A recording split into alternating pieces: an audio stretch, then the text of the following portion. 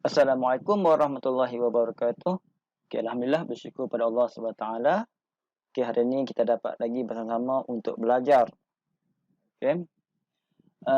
Kali ini kita akan belajar pelajaran ke-18 yang bertajuk Puasa Benteng Diri. Okay. Apakah keistimewaan bulan Ramadan ini? Okay. Antara bulan Ramadan ini, yang pertama sekali keistimewaan bulan Ramadan. Okay. Bulan Ramadan diturunkan Al-Quran. Pada bulan Ramadan ini, Al-Quran ini diturun pada bulan Ramadan. Okey, bulan diturunkan Al-Quran. Buktinya, dalilnya dalam firman Allah Subhanahu Wa Taala surah Al-Baqarah ayat 185. Bismillahirrahmanirrahim. Syahrul Ramadan allazi unzila fihi al-Quran. Yang bermaksud bulan Ramadan yang padanya diturunkan Al-Quran. Itu yang pertama. Yang kedua, dan bulan Ramadan ni adalah untuk orang, bulan untuk berpuasa. Untuk umat Muhammad SAW berpuasa. Dalilnya dalam firman Allah Subhanahu Wa Taala dalam surah Al-Baqarah ayat 185. Bismillahirrahmanirrahim. "Faman syahida minkum asy-syahra falyasum." Bermaksud, oleh itu sesiapa daripada kamu yang menyaksikan anak bulan Ramadan atau mengetahuinya, maka hendaklah dia berpuasa pada bulan itu. Itu yang kedua. Yang ketiga pula, apa keistimewaan Ramadan ni? Yang ketiga, terdapat Lailatul Qadar. Dalam bulan Ramadan ni terdapat Lailatul Qadar. Yang lebih baik daripada 1000 bulan. Buktinya firman Allah Subhanahu Wa Taala dalam surah Al-Qadar, ayat ketiga, Lailatul Qadri khairun min alfi syahr. Bermaksud malam Qadar itu lebih baik daripada 1000 bulan. Keistimewaan yang keempat dalam bulan Ramadan ialah bulan pengampunan. Kita tengok buktinya daripada hadis daripada muttafaqun alaih. Abu Hurairah meriwayatkan bahawa Rasulullah SAW bersabda, "Man shama Ramadana imanan wa ihtisaban, ghufira lahu ma taqaddama min dhanbih." Yang bermaksud, sesiapa yang berpuasa pada bulan Ramadan dengan penuh keimanan dan pengharapan, itu dia akan dapat pahala, maka diampuni dosa-dosanya yang telah terdahulu. Hebat tak hebat? Kat sini dalam kutip ni menyatakan 4 keistimewaan bulan Ramadan. Apa-apa perlu highlight. Yang pertama, bulan diturunkan Al-Quran. Yang kedua, iaitu bulan untuk Islam berpuasa. Yang ketiga, terdapat malam Lailatul Qadar. Yang mana yang lebih baik dari 1000 bulan. Yang keempat, iaitu bulan pengampunan. Seterusnya. Apakah yang dimaksud dengan puasa ni? Hukum dia dan dalil puasa. Kita tengok maksud dia. Maksud puasa itu. Puasa dari sudut bahasa ialah menahan diri. Itu dari sudut bahasa secara umumnya. Secara istilahnya. Yang maksud yang sebetul-betulnya. Yang dalam, maksud yang dalam. Menahan diri daripada perkara yang membatalkan puasa, bermula dari terbit fajar sehingga terbenam matahari mengikut syarat tertentu dan disertai dengan niat puasa. Itu maksudnya puasa dari sudut istilah. Yang perlu kita tekan, inilah puasa yang sebenar. Hukum berpuasa. Hukum berpuasa bulan Ramadan adalah wajib. Dia bukan kita masih suka je, wajib. Maksudnya kita kena puasa. Tak puasa berdosa. Wajib ni memang kita kena buat. Bagi setiap individu Muslim. Apa buktinya? Apa dalilnya kita kena berpuasa ni? Dalam surah Al-Baqarah ayat 183. Bismillahirrahmanirrahim. Ya ayyuhallazina amanu kutiba alaikumus-shiyamu kama kutiba alal ladzina min qablikum la'allakum tattaqun. Yang bermaksud, wahai orang yang beriman, kamu diwajibkan berpuasa sebagaimana diwajibkan kepada orang yang terdahulu daripada kamu, supaya kamu bertakwa. Itu buktinya bahawa kita ni kena berpuasa. Bukti yang dalil yang kedua. Tadi dalil daripada Al-Quran. Sekarang kita tengok pula, ada tak dalil daripada hadis? Abu Hurairah radhiyallahu anhu meriwayatkan bahawa Rasulullah SAW bersabda, sumu li ru'yatihi wa aftiru li ru'yatihi. Daripada muttafaqun alaih, yang bermaksud berpuasalah kamu kerana melihat anak bulan Ramadan, dan berbukalah, iaitu berimanlah kamu kerana melihat anak bulan Syawal. Okey, dua dah bukti. Jadi kita memang wajib berpuasa pada bulan Ramadan. Okey, apakah syarat berpuasa ni? Syarat wajib puasa ni. Okey, kita nak puasa ni dia ada syarat-syarat dia. Kita tengok apakah syarat wajib. Cek balik. Yang pertama, syarat wajib puasa ni yang pertama Islam. Okey, diorang itu dia orang Islam, beragama Islam, bukan kafir. Okey. Kedua, balik. Bukan kanak-kanak. Balik ke sini adalah balik dari segi akli. Yang baki fizik, bukan segi fizikal, basket dah akal. Apa istilah balik kat sini? Dia tahu yang mana baik, yang mana buruk. Okey. Dia tahu syurga dan neraka, siapa yang jahat akan dimasukkan neraka, siapa baik akan masuk syurga. Dia dapat bezakan yang mana baik yang baik. Itu maksudnya balik serang akal. Bukan setengah orang dia fikir, oh balik dari segi fizikal. Fizikal lain cerita. Okey. Nanti tanya cikgu sains. Okey. Maksud di sini balik akan bisa akal. Okey, itu bukan kanak-kanak. Syarat yang ketiga, berakal. Okey. Bukan ada otak ni, sekadar otak, berakal. Bila balik ni akal ni dia saling kait-mengkait. Okey, dia ada akal. Dia tahu beza. Okey, yang baik yang buruk. Tidak gila. Okey, maksudnya normal. Orang tu normal. Yang keempat, tidak uzur syar'i yang menghalangnya berpuasa. Orang tersebut tidak uzur syar'i. Apa yang dimaksudkan uzur syar'i ini? Okey, kita tengok yang pertama antaranya haid atau nifas. Okey, ini hanya orang perempuan sahaja. Okey, kalau pelajar perempuan menjadi semua yang ada haid. Nifas ni waktu lepas bersalin nanti. Okey, yang bersalin saja. Okey, yang kedua gila. Walaupun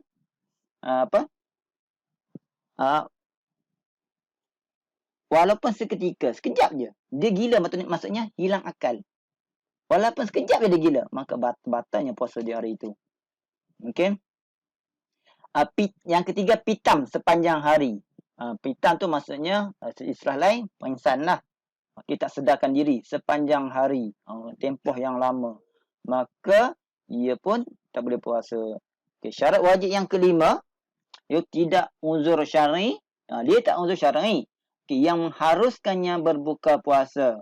Okey, siapakah yang tidak uzur syar'i tapi boleh mengharuskan berbuka puasa? Yang pertama, orang itu adalah musafir. Orang yang musafir sahaja. Kedua, sakit yang memudaratkan. Ketiga, orang tua atau pesakit yang tidak ada harapan untuk sembuh. Okey, ini antara 3 golongan yang boleh berbuka puasa. Okey, yang mengharuskan. Okey. Okey, ini antara 5 syarat wajib puasa. Kita tengok pula. Okey, bila kita cek kita ni adakah kita ni wajib? Okey, cukup syarat 5 syarat wajib. Okey, kita dah maksudnya kita memang kena puasa. Bila kita dah puasa, kita kena cek pula syarat sah puasa. Okey, kita tengok syarat sah puasa. Okey. Takut-takut nanti kita puasa kosong saja. Jadi kita tengok adakah puasa kita ni sah ke tak sah. Tengok syarat sah puasa. Yang pertama, Islam. Itu bukan kafir. Okey. Kedua, syarat dia adalah mumayyiz. Okey, mumayyiz ni maksudnya berakal lah. Ya. Okey, orang dewasa, orang besar. Okey. Ketiga, tidak uzur syar'i. Okey, syar'i yang menghalangnya berpuasa. Okey, antara tidak uzur syar'i ini, okey, tengok tiga. Itu sama juga seperti di atas. Itu golongan haid ataupun orang atau nifas, gila ataupun walaupun seketika, dan yang ketiga pitam sepanjang hari. Okey, ini ada 3 syarat sah puasa. Okey. Seterusnya, kita tengok pula rukun dan perkara yang boleh membatalkan puasa. Okey, apa rukun puasa ni sebenarnya? Okey. Rukun puasa ni ada 2 je. Ini ada 2 saja. Yang pertama sekali, niat. Okey. Yang pertama adalah niat puasa dalam hati. Okey, pertama dia mesti niat. Kedua, tidak melakukan perkara yang membatalkan puasa. Okey. Dua sahaja rukun puasa. Okey, apakah niat berpuasa ini? Okay. Lafaz niat. Lafaz niat, okey. Nawaitu sauma ghadin an adai fardhi syahri ramadhana hadhihi sanah lillahi ta'ala. Maksud, sahaja aku berpuasa esok hari kerana mengerjakan fardu Ramadan pada tahun ini kerana Allah Ta'ala. Itu contoh niat puasa. Mungkin kita kata kita nak puasa. Kedua, pertama tadi niat. Kedua, tidak melakukan perkara yang membatalkan puasa. Apakah perkara yang kita kalau buat batal puasa? Kita tengok perkara yang membatalkan puasa. Yang pertama, makan dan minum. Muntah dengan sengaja. 3. Haid atau nifas. Di tengah hari ke petang kedua ke tiba datang haid, maka terbatalnya puasa tersebut. Keempat, mengeluarkan air mani dengan sengaja. Kelima, pitam sepanjang hari. Keenam, hilang akal. Ketujuh, memasukkan sesuatu ke dalam anggota badan melalui rongga terbuka. Kelapan, bersetubuh. Ini bentuk orang yang dah kahwin. Dan kesembilan, murtad. 9 perkara ini yang boleh membatalkan puasa. Jadi bila kita berpuasa bulan Ramadan, berlakunya antara 9 perkara ini, maka secara langsung puasa kita itu pun terbatal. Kita tengok pula. Dalam waktu kita puasa, ada juga perkara-perkara yang makruh ketika kita berpuasa. Apakah makruh ni? Maksudnya tak membatalkan puasa lagi.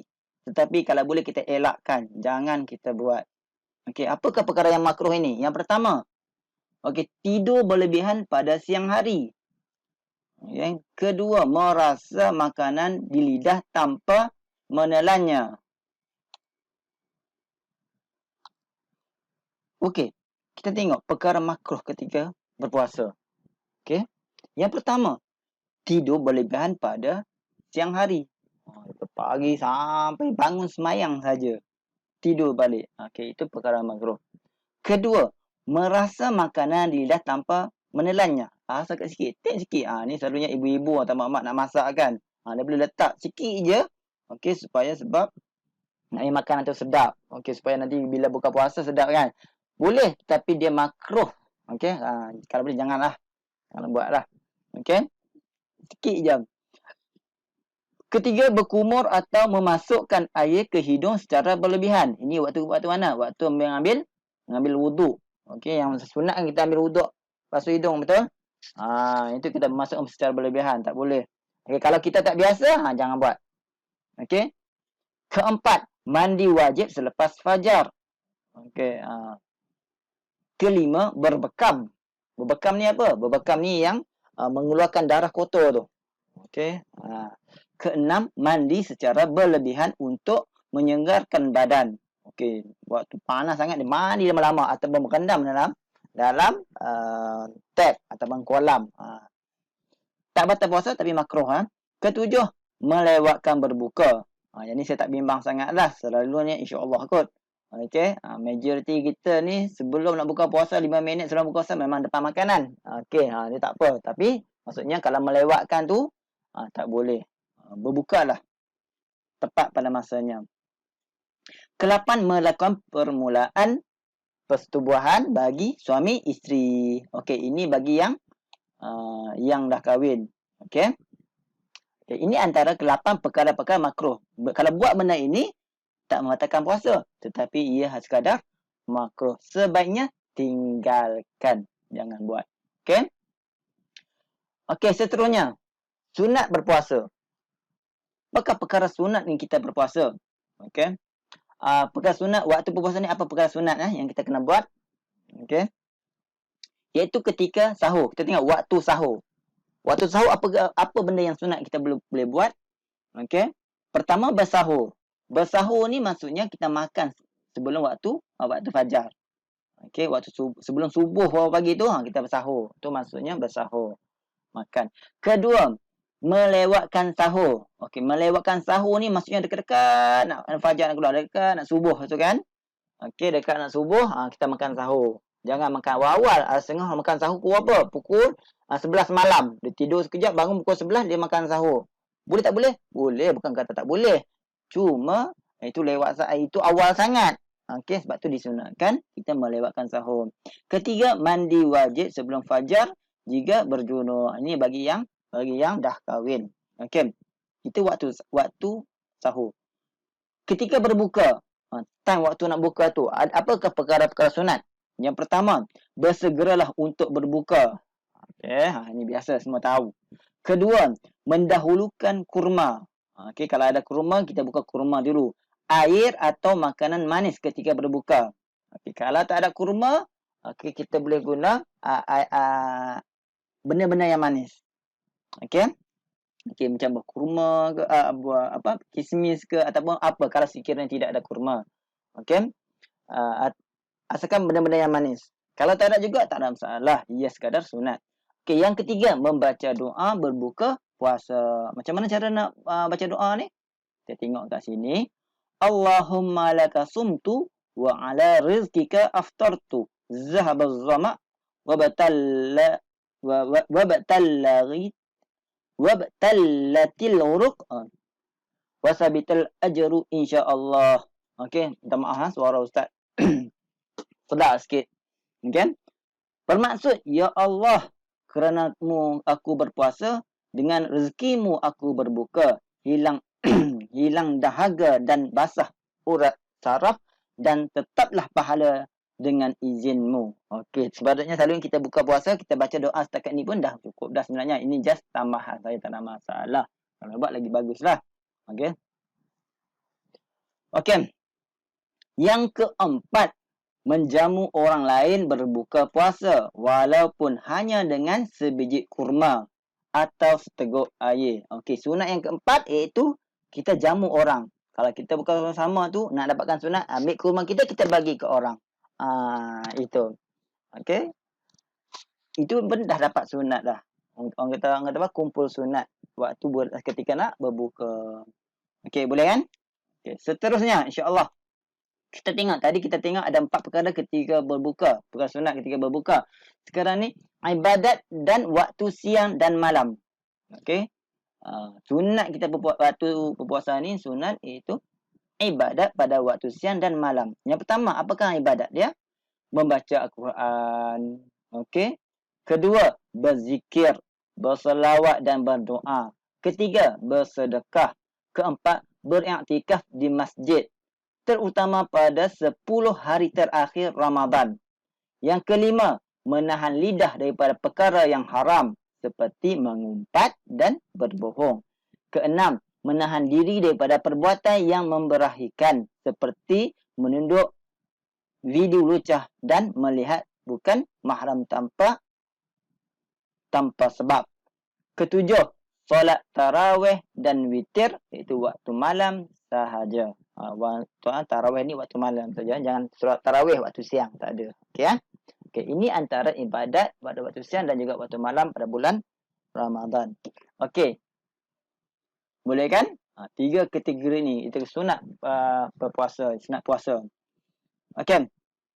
Seterusnya kita tengok jenis-jenis puasa. Okey. Apa itu? Terdapat 4 jenis puasa.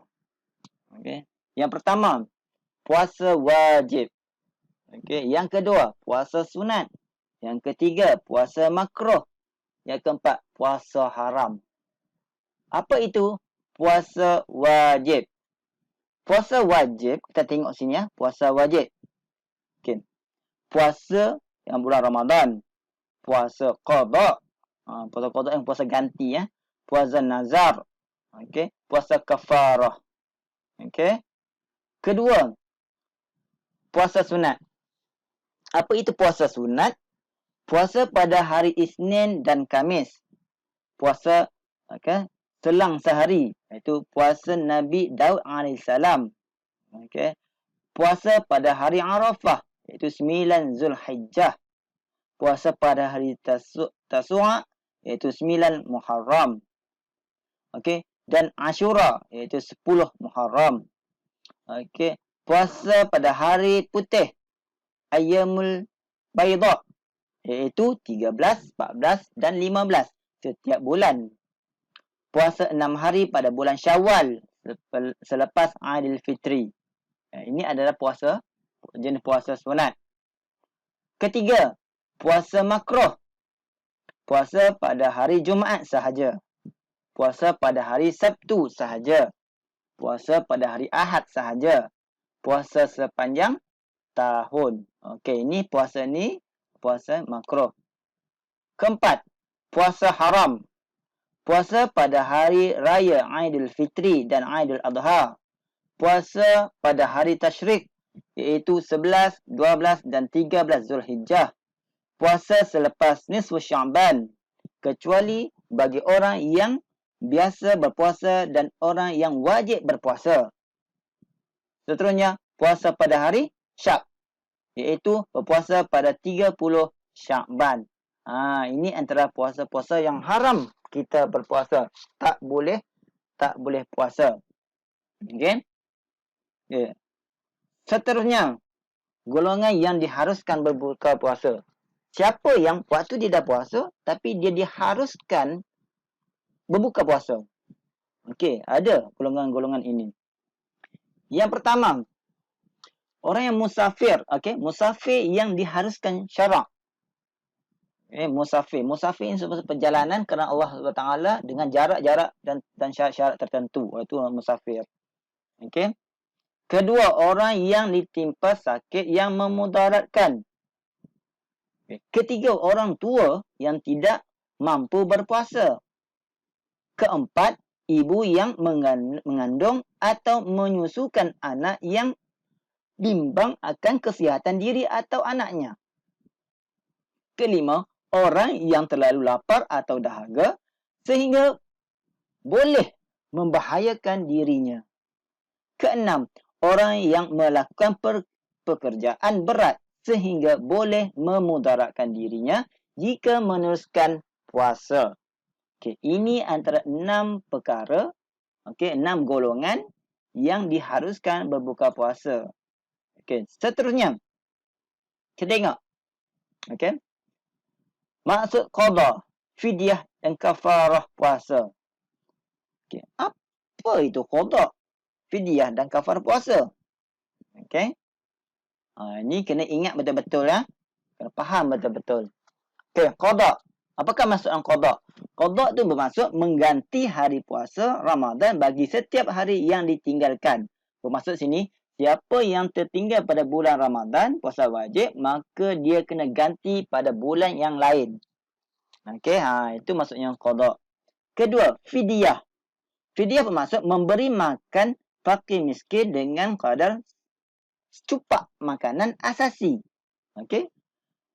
Sebuah negara bagi sehari puasa yang ditinggalkan. Okey, secupak bersamaan dengan 675 gram makanan. Maksudnya, sekiranya dia qada, tapi dia kena qada puasa, tapi dia tak qada puasa sehingga tahun berikutnya, maka untuk sehari dia tinggal, maka dia kena bayar fidyah. Kalau dia tinggal 3 hari, 3 lah. Okey, 3 cupak. Sehari secupak, kalau 3 hari 3 cupak. Okey. Dan seterusnya. Okey. Ketiga, kafarah. Kafarah ni maksudnya denda. Okey. Denda yang dikenakan kepada suami yang membatalkan puasanya pada bulan Ramadan dengan melakukan persetubuhan atau jima'. Okey. Mengikut turutan berikut. Okey, ini selalu kafarah ni kepada suami isteri sahaja. Okey, yang dah kahwin. Okey, yang pertama, memerdekakan seorang hamba. Okey, kalau dia tak dapat memerdekakan seorang hamba, maka yang kedua, jika tidak mampu berpuasa 2 bulan berturut-turut, 2 bulan berturut-turut. Okey, dia tak boleh selang sehari pun. Kalau selang saya, dia kena mula balik. Selang saya, dia kena mula balik. Okey. Kalau tak mampu juga, yang ketiga, jika tidak mampu, memberi makanan kepada 60 orang miskin dengan kadar secupak seorang. Dia kena bagi 60 orang miskin dengan kadar secupak. Okey, ini 3 kafarah. Okey. Ingat cerita kafarah ni adalah denda. Okey. Okey, boleh faham kan? 3 perkara ni, qada itu menggantikan hari puasa, fidyah maksud memberi makanan pada fakir miskin, okey, kafarah denda. Okey, ingat tu. Okey, yang saya highlight ni. Fakir miskin, okey. Ini ganti. Okey.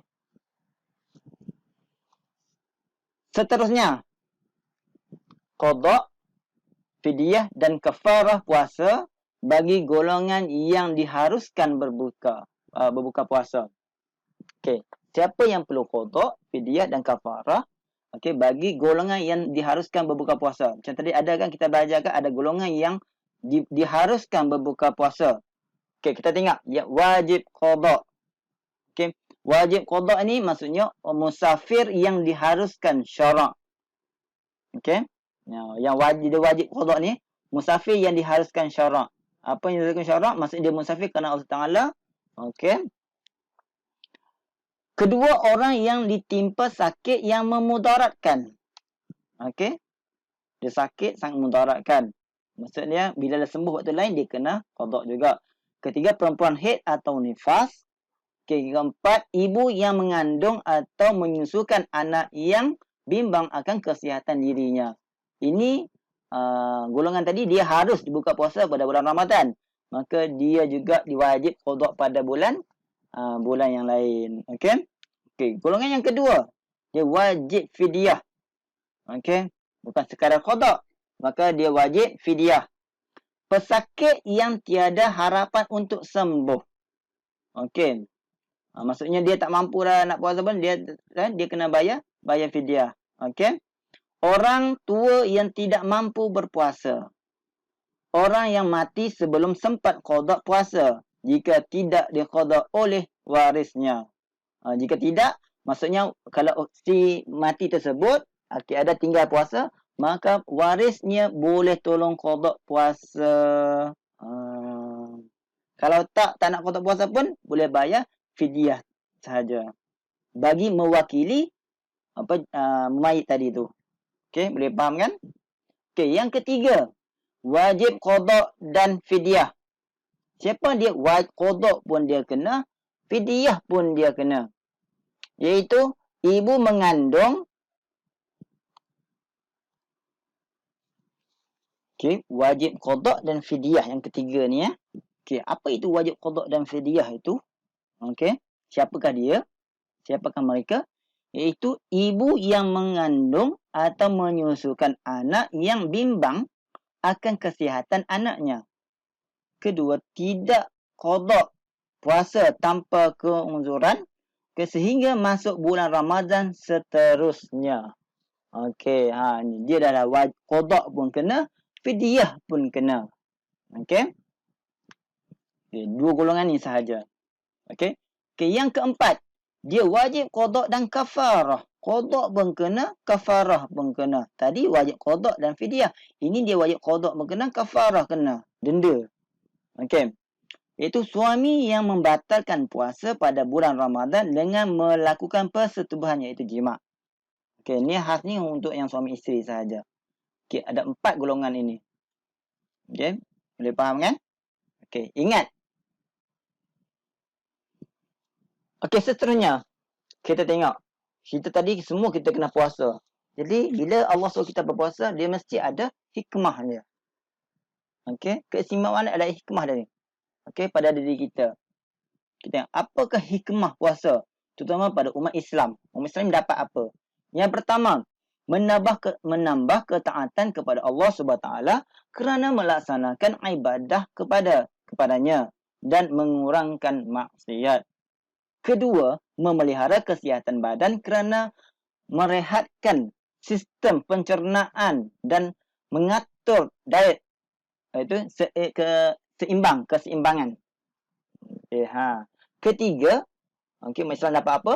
Dapat melahirkan sifat mahabbah dan balasan ihsan kepada fakir miskin kerana merasai pengalaman kekurangan makanan. Okey. Keempat, menjimatkan perbelanjaan kerana puasa dapat mengurangkan perbelanjaan makanan dan minuman pada siang hari. Okey. Maksudnya apa ni? Kita tak ada sarapan pagi, kita tak ada makan tengah hari, tak ada makan petang. Kita hanya makan waktu malam sahaja. Okey. Kelima, mengelakkan diri daripada terjerumus dalam penzinaan kerana dapat mengawal nafsu syahwat. Okey. Ini antara 5 hikmah yang puasa kepada diri kita ataupun kepada umat Islam. Okey. Apa pula kelebihan puasa? Okey, dari sudut sains. Kita tengok dari sudut sains. Apa kelebihannya? Okey, kelebihan puasa dari sudut sains, yang pertama, puasa merupakan satu daripada proses detoksifikasi yang baik. Okey, proses detoksifikasi ini ialah proses menyucikan dan membersihkan badan daripada racun dan toksin. Okey, racun toksin dia dapat membersihkan. Kedua, puasa dapat menyembuhkan atau membantu mempercepatkan proses penyembuhan penyakit seperti asma, radang sendi, susah tidur, sakit kulit dan gangguan pada sistem penghazaman. Ni yang penting dalam sistem badan kita ni. Ketiga, melewatkan sahur membantu memelihara kesihatan badan. Tadi kan kita akan lewat sahur, sunat lewat sahur. Kenapa? Ada sebabnya. Ini antara sebabnya. Siapa yang melewatkan sahur, dia dapat membantu memelihara kesihatan badan dan mengelak risiko seperti kegemukan, sakit jantung, kencing manis dan kekurangan zat besi yang boleh mengakibatkan penyakit anemia. Tu ada sebab kenapa Allah suruh kita buat macam tu. Yang keempat, kurma yang digalakkan untuk dimakan ketika berbuka. Tadi sunat kan, kita first buka puasa dengan kurma kan, ataupun benda-benda manis. Ini sebabnya. Sebab apa? Sebab mengandungi sejenis gula yang mudah diserap oleh badan, iaitu glukosa dan fruktosa. Serta 23 jenis asid amino. Yang sebahagiannya tidak terdapat dalam buah-buahan yang lain. Tu maksudnya kurma tersebut dah komplit kat situ. Semua ada kat situ. Sebab tu kita disunatkan makan benda-benda, makan buah kurma tersebut. Ustaz Asa setakat tu dulu. Ustaz Asa setakat ini dulu pelajaran kita pada kali ini. Berkaitan dengan puasa. Ustaz harap murid sekalian dapat memahami dengan baik. Sekiranya terdapat persoalan, dengan harapan Ustaz, murid pun boleh tanya direct kepada Ustaz melalui Telegram ataupun melalui komen bawah. InsyaAllah Ustaz akan cuba menjawab. Dengan itu kita akhiri dengan majlis kita ini, dengan kelas kita ini, dengan tasbih kafarah suratul As. Farwasun. Subhanakallahumma hamdik asyhadu an la ilaha illa anta astaghfiruka wa atubu ilaik. Wal 'asr innal insana fi khusr illa allazina amanu wa 'amilus solihat wa tawassaw bil haqq wa tawassaw bis sabr. Assalamualaikum warahmatullahi wabarakatuh. Terima kasih semua.